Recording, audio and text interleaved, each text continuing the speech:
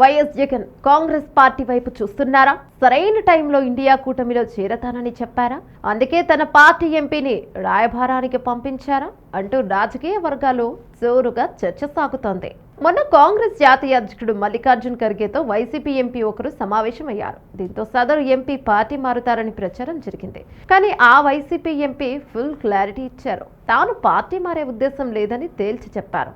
దీంతో ఆయన జగన్ ఆదేశాలతోనే కాంగ్రెస్ జాతీయ అధ్యక్షుడు ఖర్గేతో భేటీ అయ్యారని ఢిల్లీ వర్గాలు అనుమానాలు వ్యక్తం చేస్తున్నాయి.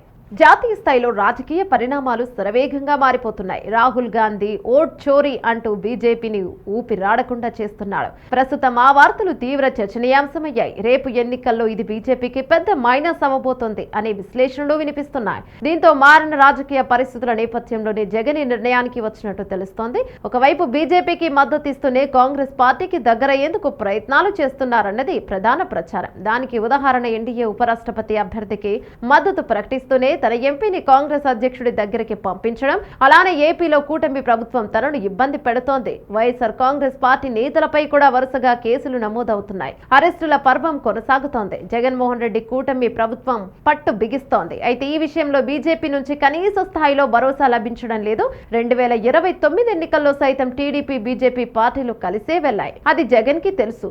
ముందు ముందు బీజేపీ మరింతగా తన విషయంలో కఠినమవుతోందని జగన్ భావిస్తున్నారు. దానికి అడ్డుకట్ట వేయాలంటే ఉపరాష్ట్రపతి ఎన్నికల్లో బీజేపీ బలపరిచిన అభ్యర్థికి మద్దతు తప్పనిసరి. అందుకే బీజేపీ అడిగిందే తరువాయి మద్దతు ప్రకటించారు జగన్. ఒకవైపు ఇలా బీజేపీతో సయోధ్యగా ఉంటేనే వైఎస్ఆర్ కాంగ్రెస్ పార్టీ ఎంపీ మేడా మల్లికార్జున్ రెడ్డి కాంగ్రెస్ పార్టీ జాతీయ అధ్యక్షుడు మల్లికార్జున్ ఖర్గేతో సమావేశం కావడం కలకలం రేపింది. జగన్ కోసం రాయబారిగానే ఆయన ఖర్గేతో సమావేశమయ్యారని ఢిల్లీ వర్గాలు చెబుతున్నాయి. భవిష్యత్తు అవసరాల దృష్ట్యా కాంగ్రెస్ పార్టీని దూరం చేసుకోవడం ఇష్టం లేక తాను ఏ పరిస్థితుల్లో బీజేపీకి మద్దతు తెలిపింది వివరించేందుకు మేడా మల్లికార్జున్ రెడ్డిని జగన్మోహన్ రెడ్డి పంపించారని ఊహాగానాలు వస్తున్నాయి.